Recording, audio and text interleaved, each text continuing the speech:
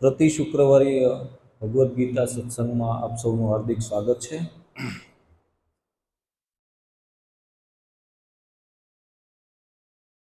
ગયા વખતે આપણે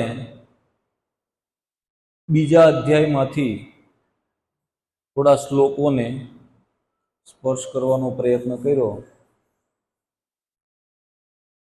કે જેમાં ભગવાન આપણને શેનું જ્ઞાન આપી રહ્યા છે. ગયા શુક્રવારે આપણે શેના વિશે સાંભળ્યું? કોણ કહેશે? કેટલા લોકો હતા આમાંથી ગયા શુક્રવારે? ઓકે, લગભગ બધા જ હતા, હે ને? તો આપણે શેના વિશે સાંભળ્યું ગયા શુક્રવારે? ભગવાન આપણને શું સમજાવી રહ્યા છે? હા, સાંખ્ય યોગ, જેમાં શેનું વર્ણન આપવામાં આવ્યું છે? બોલો બોલો, ખોટું પડે તો કાંઈ કોઈને પનિશમેન્ટ નથી આપવાની. હા, આત્માની, આત્મા વિશે અને શરીર વિશે, હે ને? આત્મા અને શરીરનું જ્ઞાન ભગવાને આપણને સાંખ્ય યોગ દ્વારા આપ્યું, જેમાં આત્મા અને શરીર બંનેમાં વિશિષ્ટ વસ્તુ કઈ છે? આત્મા કે શરીર? આત્મા. શા માટે?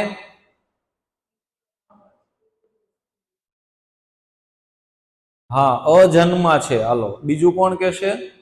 બીજી ક્વોલિટી આત્માની આ બાજુથી બોલો. હા, આત્માનો વિનાશ નથી થતો, અવિનાશી છે. ઓકે, ઓર કોઈ? હા, પાણીમાં એને ઓગાળી નથી શકાતો, ભીંજવી નથી શકાતો, અગ્નિથી એને બાળી નથી શકાતો, કે શસ્ત્રથી એને કાપી નથી શકાતો, હે ને? કે પવનથી એને સૂકવી નથી શકાતો આત્મા. ઓકે, ઓર કોઈ? ઘણા બધા ટોપિક્સ લીધા, ઘણા બધા આત્મા અને શરીરના. હા, આત્મા એની એ જ રહી છે અને આત્મા આવા અસંખ્ય શરીરો બદલ્યા કરે છે. સરસ. તો ભગવદ્ ગીતાનો બીજો અધ્યાય, જેમાં 5 વિભાગો છે. ફરી વખત એક વખત રિવિઝન કરીએ. જેમાં પહેલો વિભાગ છે કે અર્જુનનો જે અનિર્ણય અને ભગવાનને પોતાના ગુરુ તરીકે સ્થાપિત કરવા, કે હવે હું તમારો શિષ્ય છું, કૃપા કરીને તમે મને ઉપદેશ આપો. બીજા વિભાગમાં સાંખ્ય યોગ, જેમાં ભગવાન આત્મા અને શરીરનું વિશ્લેષણ સમજાવી રહ્યા છે કે આત્મા અવિનાશી છે, અજન્મા છે, ચિરસ્થાયી છે, પુરાતન છે. કોઈ પણ રીતે આત્મા હણાતો નથી કે આત્મા કોઈને હણી શકતો નથી. જેવી રીતે મનુષ્ય જૂના નકામા ફાટેલા વસ્ત્રોનો ત્યાગ કરીને નવા વસ્ત્રો ધારણ કરે છે, એ રીતે આ આત્મા વૃદ્ધ તથા નકામા શરીરો ત્યજીને નવા શરીરો ધારણ કરે છે. અને કહે છે કે જન્મ તો આ શરીરનો થાય છે, આત્માનો જન્મ થતો નથી. માટે આત્માનું મૃત્યુ પણ થતું નથી. જ્યારે શરીર હણાઈ જાય છે છતાં પણ આત્મા હણાતો નથી. તો આવી રીતે શાશ્વત આત્માના ગુણો વિશે આપણને સમજૂતી આપી અને કહે છે વારંવાર, ન ત્વમ સોચતુમ અર્હસી, કે તારે આ શરીર માટે શોક કરવો જોઈએ નહીં. આ અધ્યાયમાં ભગવાન 4 થી 5 જગ્યાએ અર્જુનને કહે છે કે તારે આના માટે શોક કરવો જોઈએ નહીં. કારણ કે આ શરીરનું આવવું અને શરીરનું જવું એ આપણા હાથમાં નથી. સમજાય છે? આ શરીર ક્યારે ઉત્પન્ન થાય અને ક્યારે એનો નાશ થઈ જાય એની ઉપર આપણો કંટ્રોલ નથી. નહીતર તો આપણે બધા લાખો લાખો વર્ષના અહીંયા બેઠા હોય. કારણ કે કોઈ મરવા જ નથી ચાહતું. મરવા ચાહે છે? કોઈ નહીં. 2-5 વર્ષથી પથારીમાં પડ્યા હોય ને, હાલી ચાલી નથી શકતા, જાતે ખાઈ નથી શકતા, કોઈ પણ જાતનું પોતાનું કુદરતી કર્મ પણ નથી કરી શકતા, એ લોકોને પણ હજી જીવવાની ઈચ્છા છે કે નહીં? કે હજી એને આ શરીર છોડવું નથી. આટલું કષ્ટ છે છતાં પણ હજી શરીર છોડવું નથી. કારણ કે ખૂબ જ આસક્તિ, ખૂબ જ બંધન બાંધીને આ આત્મા આપણો જે સ્વભાવ આ શરીર સાથે ખૂબ જ એટેચમેન્ટ કરીને બેઠો છે. એટલા માટે એને છોડવું ગમતું નથી. તો માટે અર્જુનના જે પ્રશ્નો છે ભગવાનને, જે તર્કો છે કે હું યુદ્ધ નહીં કરું, તો એના જવાબમાં ભગવાને પહેલા તો એને સાંખ્ય યોગ સમજાયો કે તું જેને પોતાના દાદા, પોતાના ભાઈઓ, પોતાના પુત્રો સમજીને યુદ્ધ કરવાની ના પાડી રહ્યો છે, એ તો માત્ર શરીરો છે ને. એનું મૂળ તત્વ તો છે આત્મા, જે ક્યારેય હણાવવાનો નથી. માટે એની માટે તું ચિંતા ના કરીશ. અને હવે સકામ કર્મ યોગ ભગવાન અહીંયા સમજાવી રહ્યા છે કે તારે યુદ્ધ શા માટે કરવું જોઈએ. હવે આ તો આપણને એમ લાગે કે અર્જુનનું કર્તવ્ય છે, પણ આપણે પણ બધા શું કરી રહ્યા છે? યુદ્ધ જ કરી રહ્યા છે. કરી રહ્યા છે કે નહીં? જીવનમાં પોતાનું રક્ષણ કરવા, ધન કમાવા, યશની પ્રાપ્તિ કરવા, ધનની પ્રાપ્તિ કરવા આપણે શું કરી રહ્યા છીએ?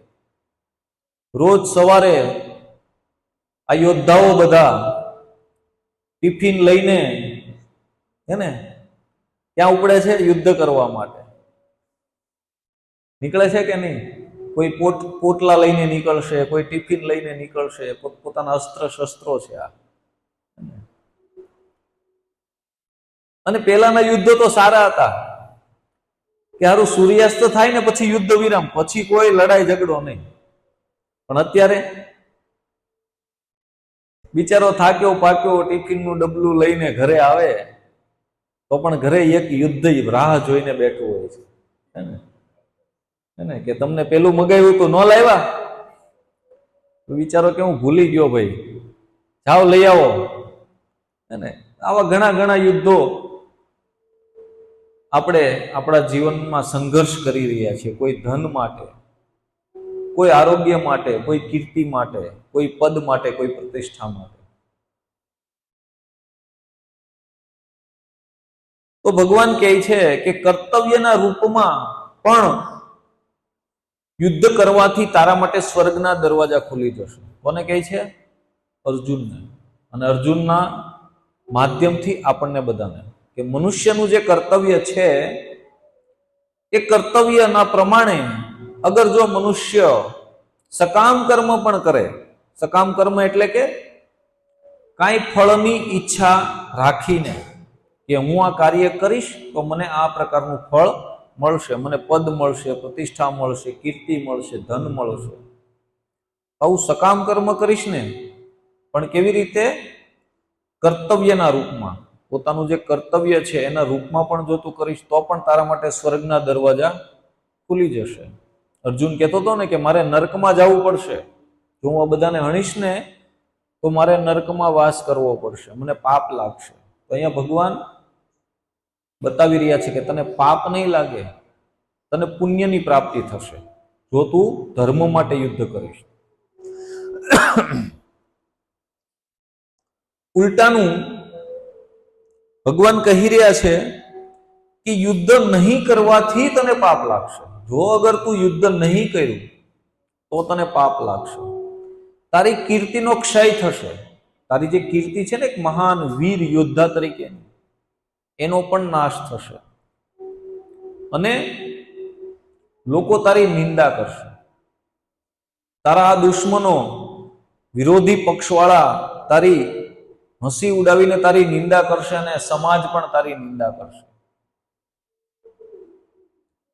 આજે આપણે આમ જોઈએ તો ક્યાંય પણ ધર્મની હાનિ થતી હોય, સક્ષમ વ્યક્તિ જો એનો વિરોધ નહીં કરે જે વ્યક્તિ સક્ષમ છે, વિરોધ કરી શકે છે, એ વ્યક્તિ જો એ અધર્મનો વિરોધ નહીં કરે તો પછી જે સક્ષમ નથી એની તો વાત જ ક્યાં કરવાની. ભગવાન કહે છે કે ભવિષ્યની પેઢીઓ તારું ઉદાહરણ લઈને કોઈ પણ ધર્મની રક્ષા કરવા માટે આગળ વધશે નહીં. લોકો કહેશે કે મહાન વીર યોદ્ધા અર્જુન પણ જો ધર્મની રક્ષા કરવા માટે યુદ્ધ ના લડ્યો તો પછી અમારા જેવાનું શું કાર્ય છે? થાય કે નહીં એવું? પછી ભગવાન બતાવે છે કે આ તો તને નુકસાન થશે યુદ્ધ નહીં કરતો. એક તો તને પુણ્યની પ્રાપ્તિ નહીં થાય, સ્વર્ગની પ્રાપ્તિ નહીં થાય, ઉલટાનું તને પાપ લાગશે, તારો અપયશ થશે, તારી નિંદા કરશે સમાજ, લોકો. પરંતુ હું તને લાભ બતાવું. યુદ્ધ કરવાથી શું થશે? તો ભગવાન કહે છે કે જો તું જીતી જાશ, યુદ્ધ જીતી જાશ તો શું મળશે? રાજ્ય મળશે.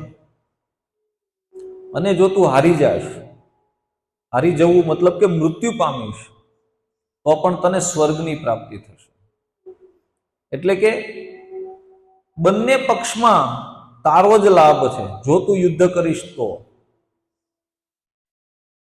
અને ભગવાન કહે છે કે જો તું યુદ્ધ નહીં કર, તારો સ્વધર્મ પ્રમાણે તારું કર્તવ્ય નહીં કરે, તો તું જીવતો હોવા છતાં પણ મૃતપ્રાય છે, હે ને? કારણ કે વ્યક્તિએ પોતાના સ્વધર્મનું પાલન કર્યું નથી.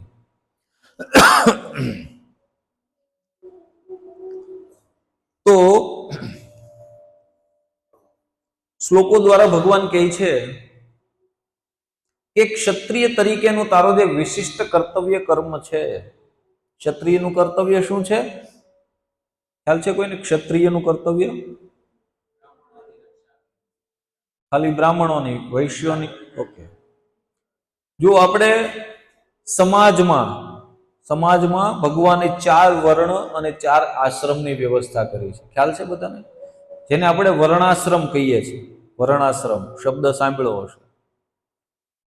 તો 4 વર્ણ એટલે કે બ્રાહ્મણ, ક્ષત્રિય, વૈશ્ય અને શૂદ્ર, આ 4 વર્ણ છે, બરોબર? અને 4 આશ્રમ છે: બ્રહ્મચર્ય આશ્રમ, ગૃહસ્થ આશ્રમ, વાનપ્રસ્થ આશ્રમ અને સંન્યાસ આશ્રમ. આ 4 પ્રકારના આશ્રમ છે. 4 વર્ણમાંથી કોઈ પણ વર્ણનો મનુષ્ય 4 આશ્રમોનું પણ પાલન કરી શકે છે, કોઈ બાધ્ય નથી. આપણે કહીએ ને કે બ્રાહ્મણ, ક્ષત્રિય, વૈશ્ય અને શૂદ્ર, તો શૂદ્ર એકદમ નીચી કેટેગરીમાં, એવું હકીકતે કાંઈ નથી. એક વ્યવસ્થાના ભાગ રૂપે ભગવાને આ વર્ણાશ્રમની રચના કરી. વ્યવસ્થાના ભાગરૂપે કે વિશિષ્ટ પ્રકારના લોકો દ્વારા વિશિષ્ટ પ્રકારના કાર્યો થાય. બ્રાહ્મણોનું કર્તવ્ય કર્મ છે પઠન પાઠન, શાસ્ત્રોનું પઠન પાઠન, એટલે કે શાસ્ત્રોનું અધ્યયન કરવું. અને બાકીના જે 3 વર્ગો છે, ક્ષત્રિય, વૈશ્ય અને શૂદ્ર, એને આ શાસ્ત્રોનું જ્ઞાન આપવું. ક્ષત્રિયોનું કર્તવ્ય કર્મ છે કે 3 બાકીના જે વર્ણ છે, બ્રાહ્મણ, વૈશ્ય અને શૂદ્ર, એમનું રક્ષણ કરવું, હે ને? કારણ કે સમાજનો જે બીજો ઉત્તમ વર્ણ છે ક્ષત્રિય છે, પહેલો ઉત્તમ વર્ણ છે બ્રાહ્મણ. અને ક્ષત્રિય નામનો અર્થ થાય છે ક્ષત એટલે ક્ષતિ, ક્ષત એટલે ક્ષતિ, હાનિ. અને જે હાનિથી બચાવે છે એ ક્ષત્રિય છે. હાનિ થવાથી, નુકસાન થવાથી બચાવે છે, રક્ષણ કરે છે, એ છે ક્ષત્રિય. તો અહીંયા અર્જુન કેવો છે? ક્ષત્રિય છે, હે ને?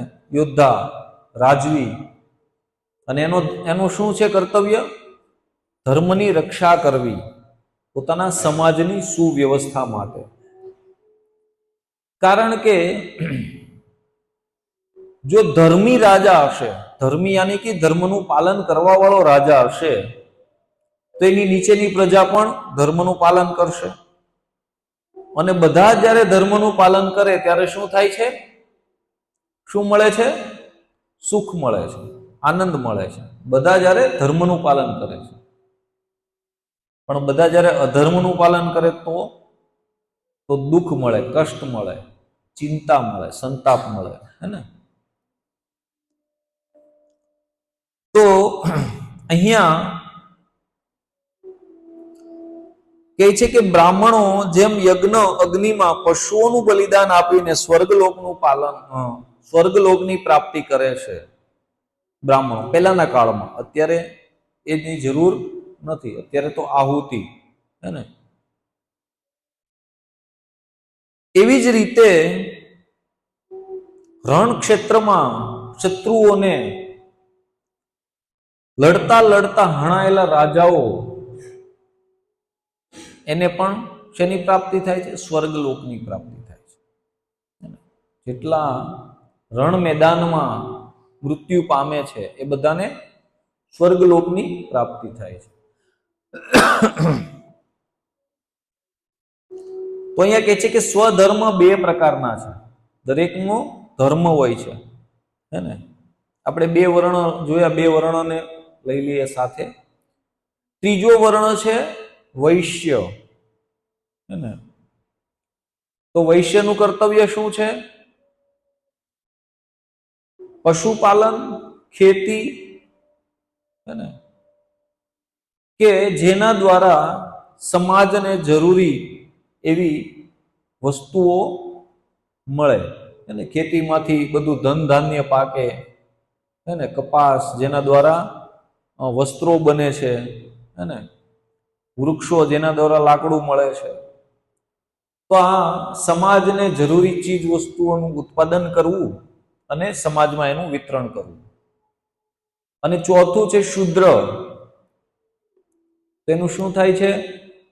એનું કર્તવ્ય છે કે સમાજની નાની મોટી સેવાઓ, નિમ્ન પ્રકારના જે કાર્યો છે, સેવાઓ એ કરવી અને એ રીતે સમાજને હેલ્પફુલ. ચારેય વર્ણ એકબીજાને હેલ્પફુલ થઈને રહે છે, એને કહેવાય વર્ણ વ્યવસ્થા, સમાજ વ્યવસ્થા. પણ આજે શું થઈ રહ્યું છે? આજે કોઈ પોતાનું કર્તવ્ય કર્મ કરતું નથી. રાજાઓ છે, રાજાઓ એટલે કે નેતાઓ શું કરે છે? બધાને ખ્યાલ છે શું કરે છે, હે ને? પોતાનું કર્તવ્ય કર્મ વ્યવસ્થિત રીતે કરતા નથી. ક્ષત્રિયો, ક્ષત્રિયો કોને કહીશું આજના સમાજમાં? પોલીસમેન, સૈનિકો, હે ને? એ પણ શું કરે છે? લાંચ, રૂશ્વત, છે કે નહીં? બ્રાહ્મણો શું કરે છે? પાન માવા ખાઈને બેઠા હોય હવન કરાવવા. જોયા છે મેં. આપણે નિંદા કરવાની વાત નથી, પણ મેં જોયા છે નજરે, અને તમે લોકોએ જોયા હશે, બરોબર? તો શાસ્ત્રનું તો કઈ જ્ઞાન છે નહીં. થોડા ઘણા શ્લોકો મોઢે કર્યા છે, ગલોફામાં માવો નાખીને મંત્રોચ્ચાર કરે છે અને જે તે કર્મકાંડ, જે તે વિધિનું પિંડલું વાળે છે. અને રહી વાત શૂદ્રોની, હે ને? બધી જ જગ્યાએ હકીકતે આમ જોઈએ ને તો જેટલા લોકો નોકરી કરે છે ને એ બધા શૂદ્રો જ છે. હું પણ આવી ગયો, હે ને? કારણ કે વૈશ્ય છે ને એ પોતાની દુકાન ચલાવતો હોય, કરિયાણાની, આ તે. પણ શૂદ્રો બધા નોકરી કરે, હે ને? એટલે જે નોકરી કરે એ શૂદ્ર, આમ જોઈએ તો વર્ણ વ્યવસ્થા પ્રમાણે. તો ભગવાને આ ચાર વર્ણની સ્થાપના કોઈ ઊંચ નીચના ભેદભાવ સાથે નથી કરી, વર્ણ વ્યવસ્થા માટે કરી છે. આપણા ઘરમાં પણ તમે જુઓ, કોઈ મોટું આયોજન હોય, હે ને? માની લો કે ક્યાંક આપણું સ્નેહ મિલન હોય, કોઈ લગ્ન હોય આપણા ઘરમાં, પ્રસંગમાં કઈ મોટો પ્રસંગ હોય, તો શું થાય? કાર્યોનું વિભાજન થાય કે નહીં? કે જેને જેમાં સૂચકો, જેને જેમાં ગતાગમ પડતી હોય એને એ કાર્ય સોંપવામાં આવે કે ભાઈ આલ્યો, આ ઘરેણા, તિજોરી, તો કે ભાઈ આ તમે સંભાળો, તમે થોડા પીઢ છો. પછી રસોડા વિભાગ કોઈ એક વ્યક્તિને આપવામાં આવે, મહેમાનોની આગતા સ્વાગતા કોઈ એક વ્યક્તિને આપવામાં આવે, હે ને, નાનું મોટું કામ લાવવું લઈ જવું એ કોઈ એક વ્યક્તિને સોંપવામાં આવે છે કે નહીં? તેમાં એવું માનવું કે જેને તિજોરીની ચાવી આપી છે એ બહુ મોટો, એવું એવું નથી. વ્યવસ્થાના ભાગરૂપે છે, સમજાય છે? એટલા માટે આપણે પણ વર્ણ વ્યવસ્થા એક ભાગ રૂપે છે, પણ આજે આપણે બધું ઊંચ નીચ એવું બધું કરી દીધું છે. શુદ્ર લોકો એવું નથી, માની લો કે એ લોકો એ કાર્ય ન કરતા હોત તો તમે કરત ખરા? નહીં કરત, હે ને? તો બધાય એની જગ્યાએ વ્યવસ્થિત છે, પણ ક્યારે? પોતાનું કર્તવ્ય કર્મ વ્યવસ્થિત રીતે કરે તો. અને આ તો શરીરના કર્તવ્ય કર્મો છે, કારણ કે અર્જુન શરીરથી ક્ષત્રિય છે. આત્મા કોઈ ક્ષત્રિય, બ્રાહ્મણ, વૈશ્ય, શૂદ્ર હોતો નથી. આત્મા તો બધાના સરખા હોય છે. તો અહીંયા ભગવાન શરીરના ધર્મો અંગે બતાવી રહ્યા છે અર્જુનને, અને કહે છે કે ધર્મ માટે જો તું યુદ્ધ કરે તો એનાથી સારું એકેય કર્તવ્ય નથી તારા માટે. શું કહે છે? કે ધર્મના માટે જો તું યુદ્ધ કરીશ તો તારા માટે એનાથી વિશેષ એકેય મોટું કર્તવ્ય નથી, જેનાથી તને કોઈ પાપ નહીં લાગે. શું કહે છે? તારે અચકાવાની જરૂર નથી, તારે ડરવાની જરૂર નથી યુદ્ધ કરવાથી, હે ને? એના દ્વારા તને પાપ લાગશે નહીં, કારણ કે તારા માટે જ એ કર્તવ્ય કર્મ છે.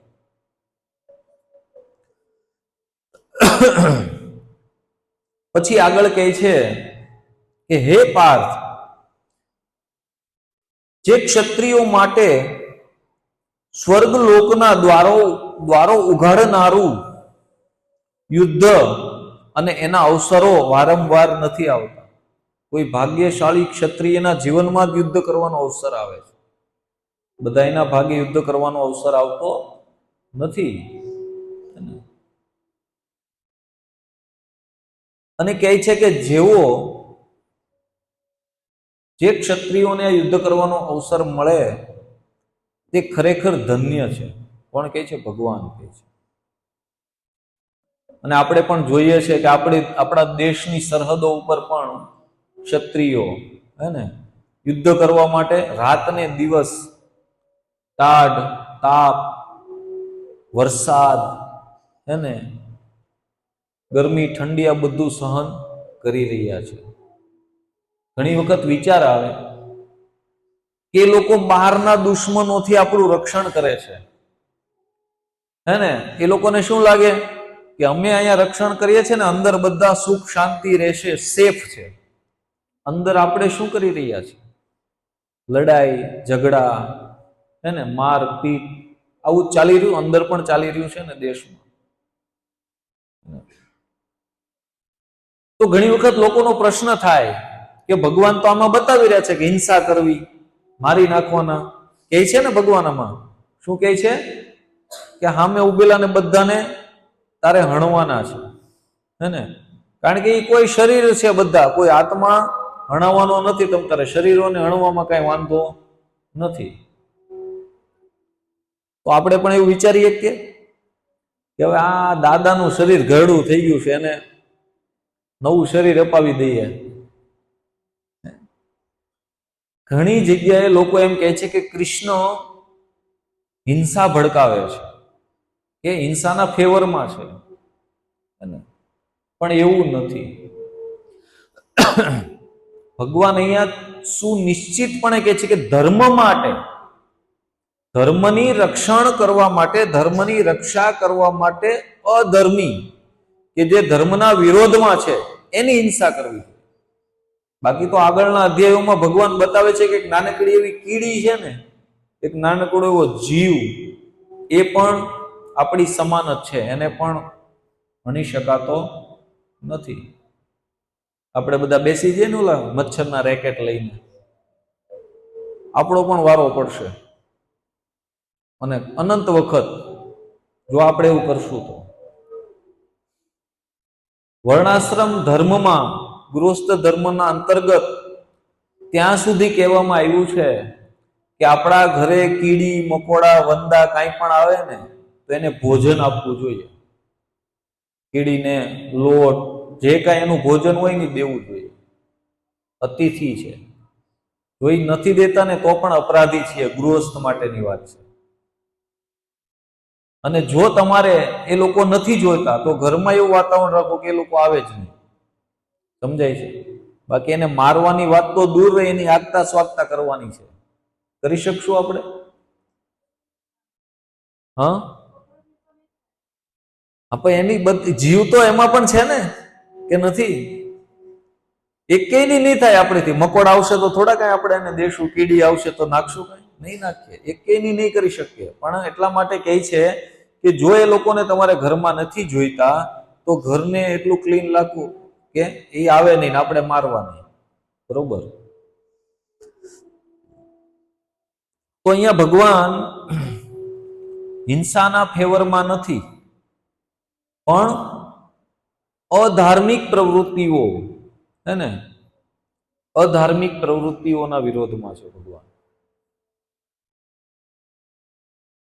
એટલા માટે અહીંયા અર્જુનને વારંવાર ભગવાન યુદ્ધ કરવા માટે પ્રેરિત કરે છે, કારણ કે ધર્મની રક્ષા કરવા માટેની વાત છે. અને ધર્મની રક્ષા કરવા માટે યુદ્ધ કરવું એ પાપ પ્રવૃત્તિ નથી.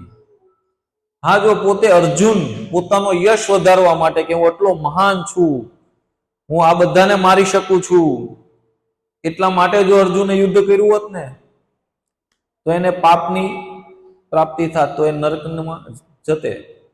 પણ અહીંયા ભગવાન એને ધર્મની રક્ષા માટે કહી રહ્યા છે. આગળ કહે છે કે જો યુદ્ધ કરવાના તારા સ્વધર્મનું આચરણ નહીં કરે, પોતાના કર્તવ્ય કર્મોની ઉપેક્ષા કરીશ, એને અવગણીશ, તો તને પાપનું ફળ અવશ્ય મળશે. હે ને? ભગવાન ગેરંટી આપી દે છે કે તો તને અવશ્ય પાપનું ફળ મળશે. અને તેથી એક વીર યોદ્ધા તરીકેની તારી કીર્તિ પણ તારે ગુમાવવી પડશે. હે ને? લોકો હંમેશા તારા અપયશનું વર્ણન કરશે કે અર્જુન આટલો વીર હોવા છતાં પણ એણે અધર્મની સામે વિરોધ ના કર્યો, કાયર હતો, હે ને? એવું કહેશે લોકો. અને એક સન્માન પાત્ર વ્યક્તિ માટે અપયશથી મોટું કોઈ મૃત્યુ નથી. કોઈ સન્માન વાળો વ્યક્તિ હોય ને, આમ જેનો માભો હોય, જેનું કંઈક માન હોય સમાજમાં, એને અપયશથી બીજું કોઈ મોટું મૃત્યુ નથી. અપયશ લેવા કરતા તો એ મરી જવાનું પસંદ કરે.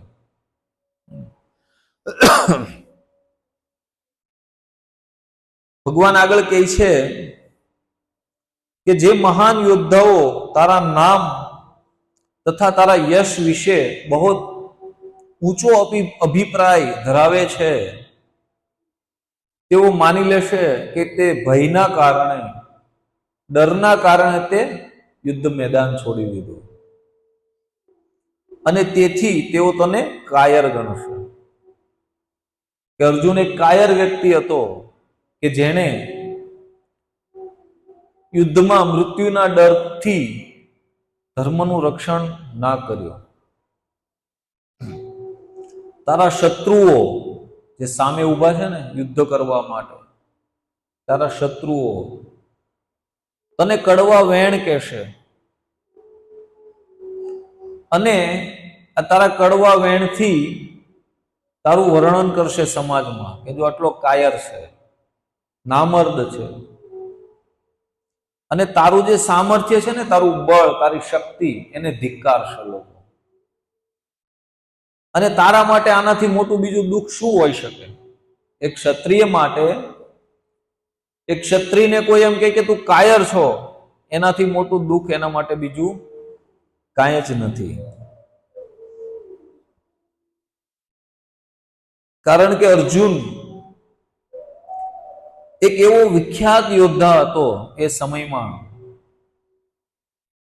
કે જેણે શિવજી, ઇન્દ્ર જેવા અનેક દેવો સાથે યુદ્ધ કરીને એમાં વિજય થઈને આખા સમાજ, આખા પૃથ્વી ઉપર એને નામના મેળવેલી છે.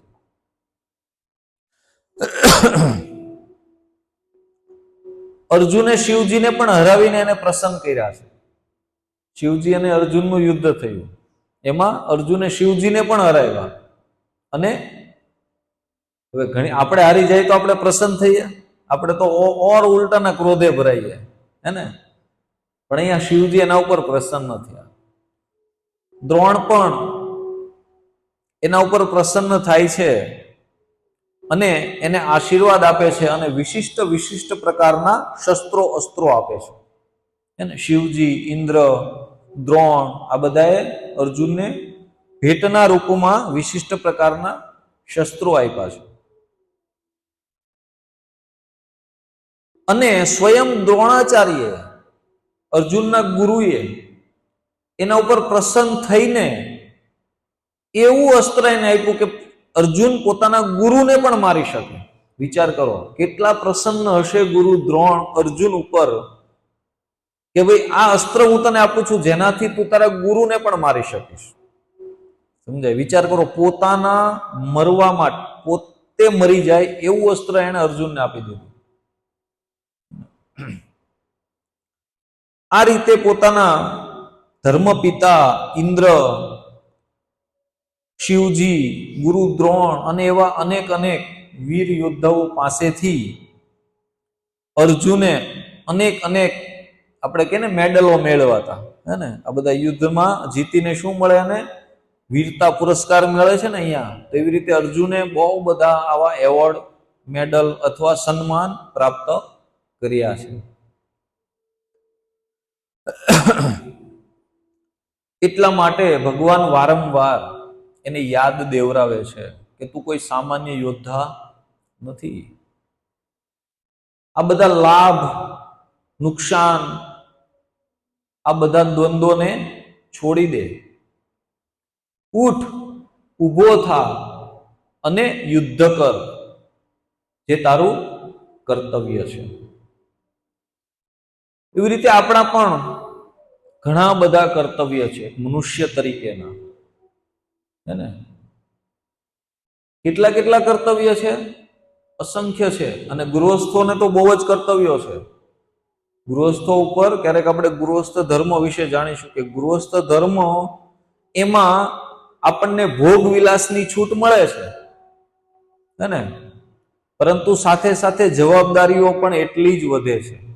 ગૃહસ્થોની જવાબદારી એટલી જ વધે છે. ભોગ વિલાસની છૂટ છે પણ જવાબદારી પણ એટલા પ્રમાણમાં છે. તો મનુષ્યના શું શું કર્તવ્ય છે? તો શરીરના કર્તવ્ય છે. સૌથી પહેલા તો કે આપણે કોઈકના પુત્ર, પતિ, ભાઈ, બહેન, પત્ની, માતા, પિતા છીએ. તો એ બધા સાથે જે સંબંધો છે એનું આપણા માથે કર્તવ્ય છે. આપણે બધા સંબંધો સારી રીતે નિભાવવા જોઈએ. જોઈએ કે નહીં? માતા પિતાએ આપણને જન્મ આપ્યો, સમાજમાં આપણને ચાલતા શીખવું, હે ને? પછી જ્યારે મોટી ઉંમરે જ્યારે એને જરૂર પડે ત્યારે ઘણી ઘણી વખતે આપણને એમ થાય છે. હજી 2-3 દિવસ પહેલા જ વાત સાંભળી કે રાજકોટમાં આખા ગુજરાતનું મોટામાં મોટું વૃદ્ધાશ્રમ બની રહ્યું છે. કેવડો મોટો વિકાસ! વિકાસ ને કહી શકાય વિકાસ?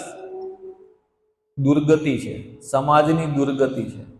આજથી 25 વર્ષ પહેલા વૃદ્ધાશ્રમ એવું નામ સાંભળે ને તો એ લોકોને અચંબો કે વૃદ્ધાશ્રમ, એના મા બાપને ન્યા મૂકે. અને અત્યારે સામાન્ય ઘટનાઓ છે કે નહીં? તો સમાજ એટલું દુર્ગતિ તરફ જતું રહે છે કારણ કે પોતાના કર્તવ્ય કર્મ આપણે કરી રહ્યા નથી, જે ભગવાન અહીંયા આપણને સમજાવી રહ્યા છે. બીજું કર્તવ્ય છે આપણા કુટુંબ પ્રત્યેનું. આ તો આપણો પરિવાર, ભાઈ બહેન, માતા પિતા, પતિ પત્ની, પુત્રો. બીજું છે આપણા કુટુંબ પ્રત્યેનું આપણું કર્તવ્ય. આ તો આપણા ઘરના લોકોને તો જ્યારે આપણી જરૂર પડે ત્યારે આપણે ઊભું રહેવું જ જોઈએ, પણ આપણા કુટુંબના લોકોને પણ જો આપણી જરૂર પડે, જો આપણે સક્ષમ છીએ તો એમને પણ આપણે મદદરૂપ થવું જોઈએ.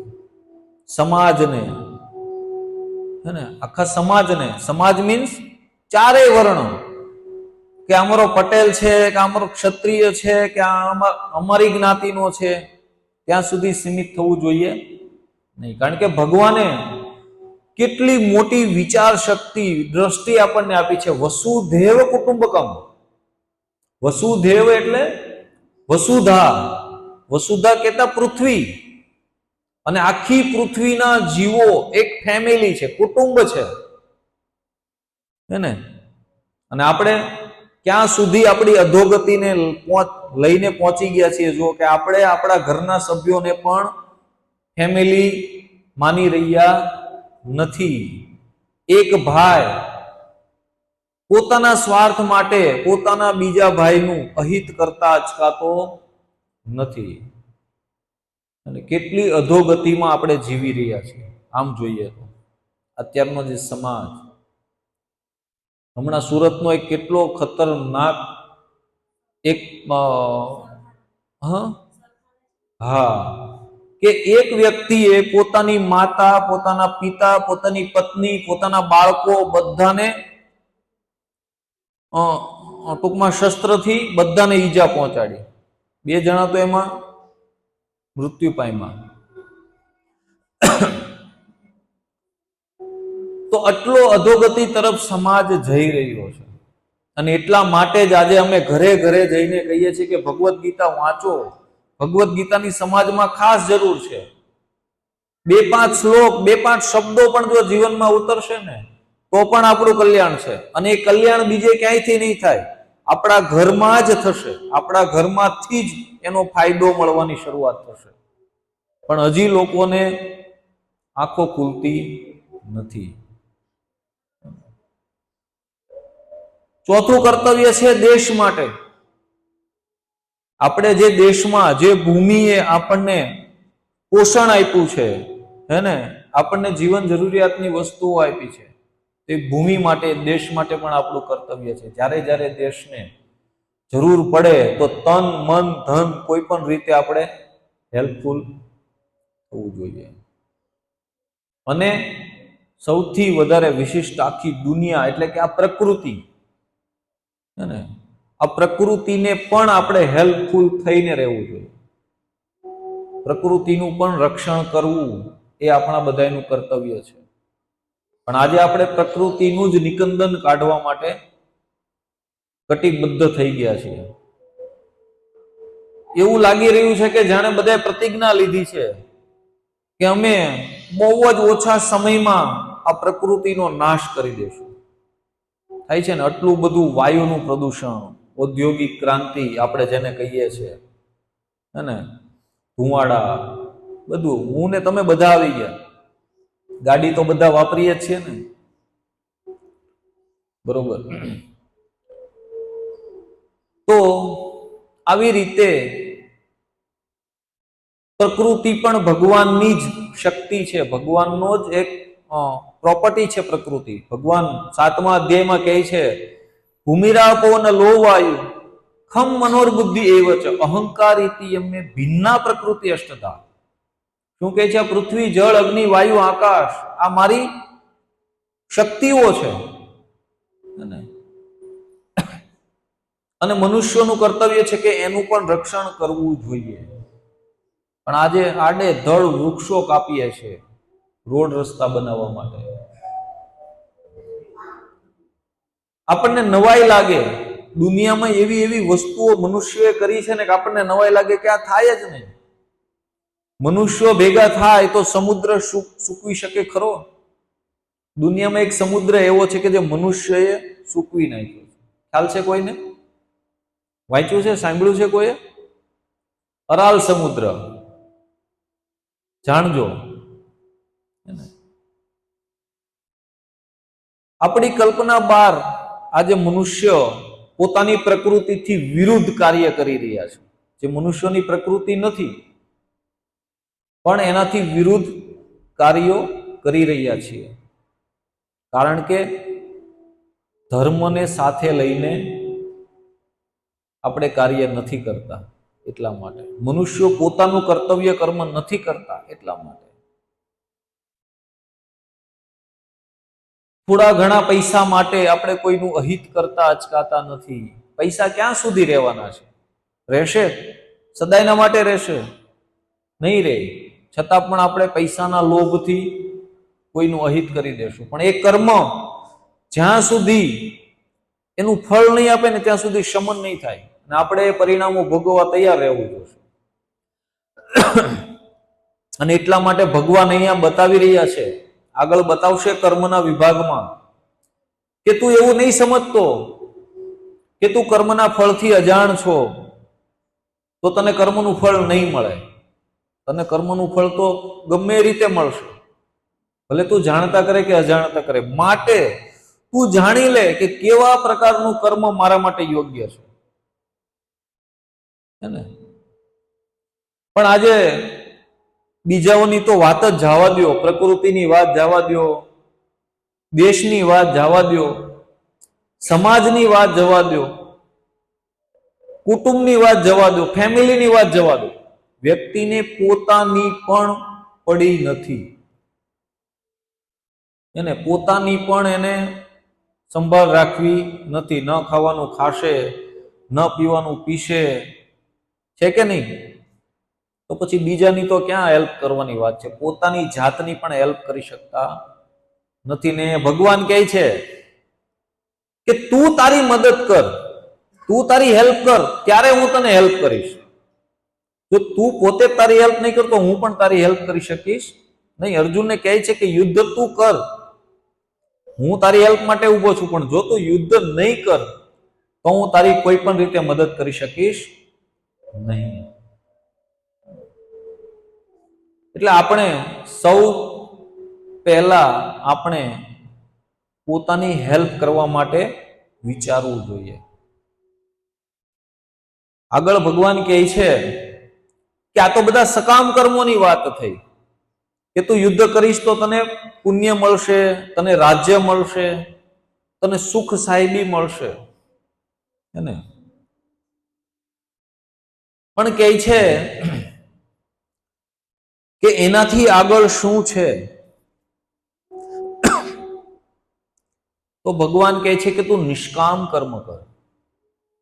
આ તો થઈ સકામ કર્મની વાત.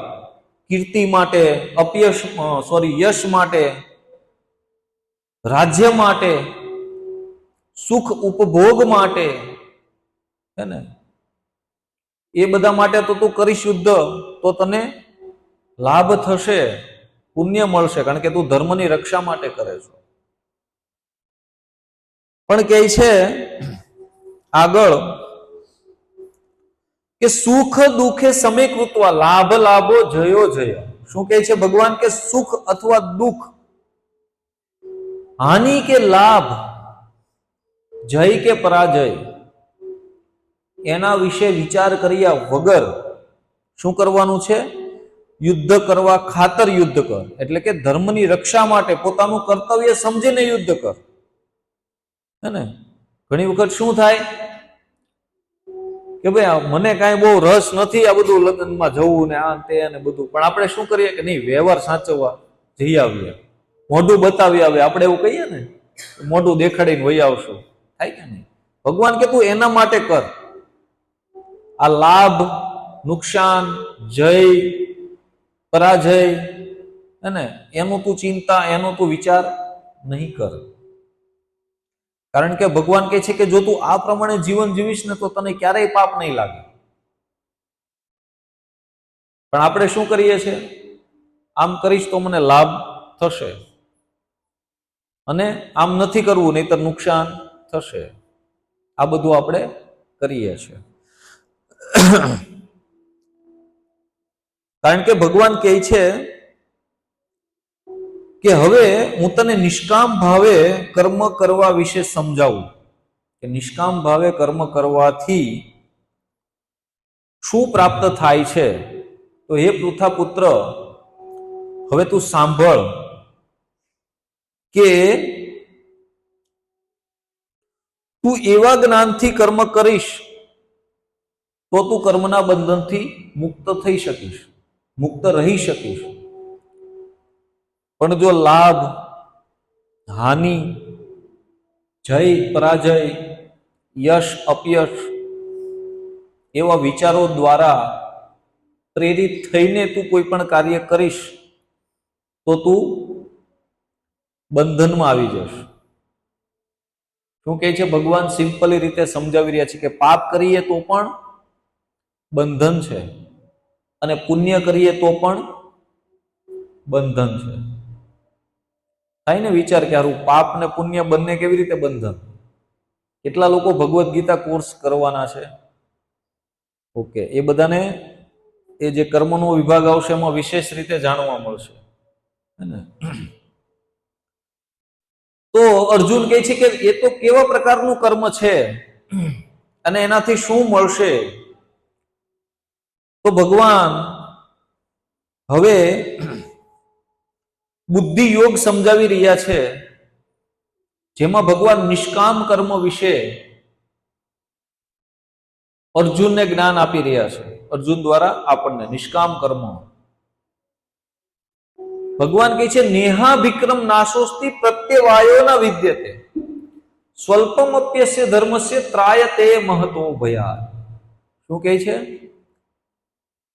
કે આ એવું કર્મ છે, આ એવો યોગ છે, બુદ્ધિ યોગ, આ એવો કર્મ યોગ છે કે જેમાં પ્રયાસ કરવામાં કોઈ હાનિ નથી અને કોઈ હાસ્ર પણ નથી, એટલે કાંઈ ઘટાડો પણ નથી, કાંઈ નુકસાની નથી, કાંઈ ઘટાડો થવાનો નથી.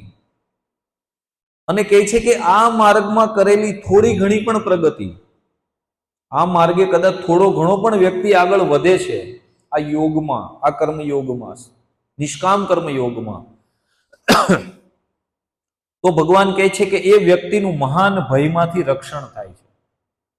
મોટા મોટા જે ભય છે ને, ડર, એનાથી વ્યક્તિનું રક્ષણ થાય છે. આ એ પ્રકારનું કર્મ છે કે તને કોઈ પણ પ્રકારનો ભય રહેશે નહીં.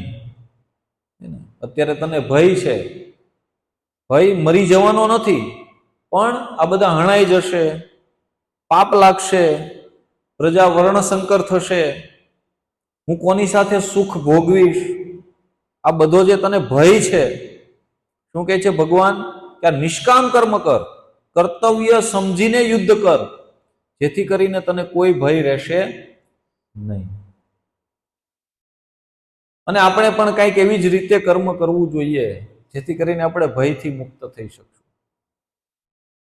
કારણ કે ભય કોને હોય? ખોટું કરે ને એને ડર હોય, ખોટું ન કરે ને ડર જ ના હોય. અત્યારે હું કોઈકનો મોબાઈલ ચોરીને બેઠો હોઉં અહીંયા અને આ કોઈક હવાલદાર પોલીસ વાળો આવે તો આમાંથી કોને ડર લાગે? તમને બધાને લાગે? ન લાગે, કારણ કે તમે તો કાંઈ નથી, પણ મને લાગે કે હારું મને લેવા આવ્યા છે. થાય કે નહીં? હે ને? ખોટું કરે એને ડર છે. અને ભગવાન અહીંયા સમજાવે છે કે એક મનુષ્ય તરીકેનું જો તારું કર્તવ્ય કર્મ કરીશ તો તને મહાન ભયમાંથી હું રક્ષણ અપાવીશ. અને અનેકો લોકોનો, અનેકો ભક્તોનો ભગવાને મહાન ભયમાંથી ઉદ્ધાર પણ કર્યો છે. અને ખાલી મનુષ્યોનો જ એવું નહીં, પ્રાણીઓનો પણ છે. કોઈને યાદ કયા પ્રાણી? ગજરાત. આપણે બધાએ ગજેન્દ્ર મોક્ષની કદાચ કથા સાંભળી હશે. પણ ગજેન્દ્રનો પગ કોણે પકડ્યો હતો? હે? મગરમચ્છ છે. હા, એનો ઉદ્ધાર થઈ ગયો હતો. પણ આપણો પણ પગ કોઈએ પકડ્યો છે, ખ્યાલ છે? કોણે પકડ્યો છે? નહીં. માયા દુર્ગુણોએ, આ કળિયુગે આપણો પગ પકડી લીધો છે. અને જો આપણે ભગવાનની ભક્તિ કરશું તો ભગવાન ચોક્કસ આપણો ઉદ્ધાર કરીને પોતાના ધામમાં આપણને લઈ જશે. આપણને એમ લાગે નહીં, આપણે તો બધા છૂટા આરામથી આટા મારીએ છીએ, સહેજાઈ કોઈએ વેમમાં રહેવું નહીં. બધા જ બંધનમાં છીએ, માયાના બંધનમાં, હે ને? અને જ્યાં સુધી બંધન છે ત્યાં સુધી દુઃખ છે. જેવું બંધન રિલીઝ થશે તો કોઈ પણ પ્રકારનું દુઃખ, કોઈ પણ પ્રકારનો ભય રહેશે નહીં. એટલા માટે બધા ભક્તોને અનુરોધ છે કે અહીંયા તો આપણે ઉપર છેલ્લા શ્લોકોને લઈએ છીએ, પણ પ્રભુપાદજી આમાં બહુ વિશિષ્ટ રીતે એક એક શ્લોકને બહુ સારી રીતે સમજાવ્યા છે. તો જેમ જેમ આ ભગવદ્ ગીતા ચાલતી જાય છે એમ તમે પણ અંદર રીડ કરતા જાઓ, વાંચતા જાઓ, જેથી કરીને તમને ઓર વિશેષ સમજૂતી મળશે. કારણ કે ખૂબ જ સુંદર રીતે પ્રભુપાદજીએ રાતભર જાગીને આપણા માટે આ જે શ્લોકો છે, જે કોડેડ વર્ડમાં છે, ભગવાને ગુહ્ય રીતે આપ્યા છે. એક પાસવર્ડ હોય ને એ ટાઈપનું આપ્યું છે કે જેવા તેવાને આમાં ખબર પડે નહીં. પણ આપણા પ્રભુપાદજીએ આપણા ઉપર અનુકંપા કરીને બહુ સરળ રીતે સમજૂતી આપી દીધી છે, અને જેનો લાભ આજે દુનિયામાં કરોડો લોકો લઈ રહ્યા છે. અને આપણે પણ ધીમે ધીમે લેવાનું શરૂ કરીશું તો નિશ્ચિત આજે ગ્રહના રૂપમાં જે આપણે બંધનમાં છીએ, હે, તો નિશ્ચિત ભગવદ્ ગીતા દ્વારા આપણા બધાની મુક્તિ છે, અને ભગવાનના ધામની કન્ફર્મ ટિકિટ મળશે. જવું છે ને બધાને કે રોકાવું છે? અહીંયા રોકાવું છે? કોઈને નથી રોકાવું ને? પાછા નથી આવવું ને? બહુ સરસ. પણ પાછા ન આવવા માટે આચાર્યો કહે છે કે એટલી તીવ્રતાથી ભગવાનની ભક્તિ કરો, એટલી તીવ્રતાથી. અને ભક્તો તો શું માગે છે ખબર છે? કે તું કરોડો વખત મને અહીંયા પૃથ્વી ઉપર મોકલ. શું કહે છે? એક વખત નહીં, બે વખત નહીં, કરોડો વખત. પણ શું આપે? ભક્તિ આપો ને તમારું સ્મરણ ક્યારેય ભૂલાય નહીં. બસ આવું આપો. બાકી કરોડો વખત પૃથ્વી ઉપર નહીં, નરકમાં પણ જવા માટે ભક્તો તૈયાર છે. પૃથ્વી તો બહુ સારી જગ્યા છે, અને નરકમાં જવા માટે પણ ભક્તો તૈયાર છે. પણ જે શુદ્ધ ભક્તો છે એ શું માગે છે? કે તમારી વિસ્મૃતિ ક્યારેય ના થાય. અને આપણે પણ પ્રભુપાદજી, ગુરુજનો, બધા વૈષ્ણવો પાસેથી એવી જ ઈચ્છા રાખવી જોઈએ કે એમના આશીર્વાદ પ્રાપ્ત કરવા જોઈએ કે ધીમે ધીમે ઉત્તર ભક્તિમાં પ્રગતિ કરી શકીએ. કાંઈ નહીં તો ત્યાં સુધી કે શુદ્ધ વૈષ્ણવોની પણ જો સેવા કરી શકીએ અને એમનો પણ અનુગ્રહ, એમનું પણ જો કૃપા દ્રષ્ટિ આપણા ઉપર થઈ જશે તો પણ ભગવાનના ધામની નિશ્ચિત પ્રાપ્તિ થશે. તો આપણો ભાવ શુદ્ધ રાખીને ભગવાનની, ભક્તોની શુદ્ધ રીતે કોઈ પણ આશા, કોઈ પણ ફળની આશા રાખ્યા વગર નિષ્કામ કર્મ આપણે કરવું જોઈએ. અને ખાલી મંદિરમાં નહીં, ગમે ત્યાં રોડ ઉપર પણ તમે નિષ્કામ કર્મ કરશો ને, એ ક્યાંય જશે નહીં, એ તમારા ખાતામાં એડ થઈ જશે. અને જ્યારે જ્યારે આપણને જરૂર પડશે ત્યારે એના ફળ રૂપે આપણને પ્રાપ્ત થશે. આપણે એવું ક્યારેય સમજવું જ ના જોઈએ કે આને હું નથી ઓળખતો, એને શા માટે હેલ્પ કરવી જોઈએ. કરો. તમને જો ભગવાને સામર્થ્ય આપ્યું છે તો જે રીતે એને હેલ્પની જરૂર છે એ રીતે કરો.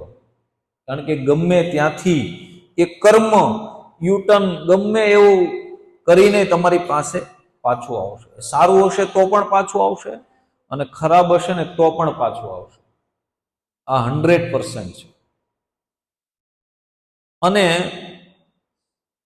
કર્મના જે સિદ્ધાંતો છે એમાં કહે છે કે જેવું આપણે કહે ને કે જેવું વાવીએ એવું લણીએ, છે કે નહીં? આપણી ગામથી કહેવત કે જેવું વાવશો એવું ઉગશે ને એવું લણશો, હે ને? તો આપણે જેવા કર્મો વાવીશું, જેવા કર્મો કરીશું એવું જ આપણને મળશે. આ તો નિશ્ચિત છે.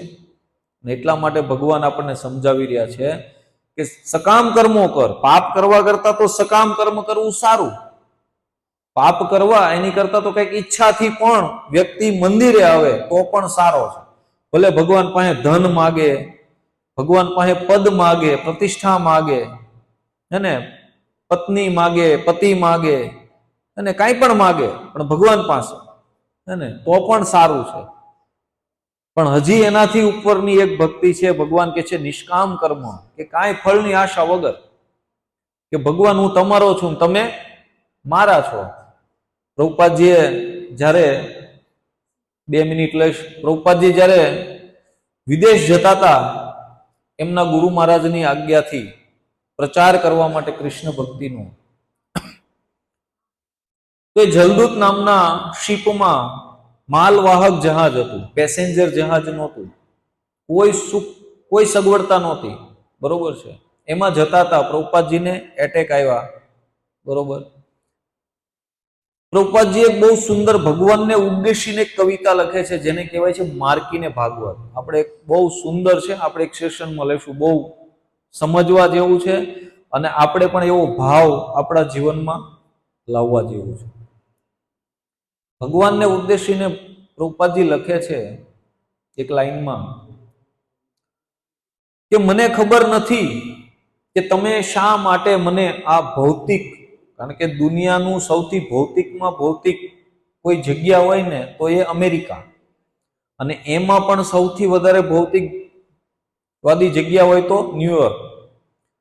તો પ્રભુપાદજી કહે છે કે અહીંયા તમે મને આટલી ભૌતિકતામાં શા માટે લઈ આવ્યા છો, મને ખબર નથી કે તમે મારી પાસે શું કરાવવા માંગો છો. પણ હવે હું તમારી કઠપૂતળી છું, તમારે જે રીતે મને નચાવી હોય ને એ રીતે નચાવો, હે ને. આપણે પણ એ જ રીતે કે ભાઈ નિષ્કામ ભાવથી, હે ને, સેવા કરવી જોઈએ, અને એને જ સેવા કહેવાય. સેવા કોને કહેવાય? નિષ્કામ ભાવથી કરી એને જ સેવા કહેવાય, નહીં તો વેપાર કહેવાય. કહેવાય કે નહીં? કોઈ આશા રાખીએ તો એ વેપાર છે, કે હું આમ કરીશ તો આ આમ કરશે, વેપાર થઈ ગયો. મેં દીધું ને તમે રિપ્લાય આપ્યો, બરોબર છે. એટલા માટે નિષ્કામ ભાવે આપણે કર્મ કરતા શીખવું જોઈએ.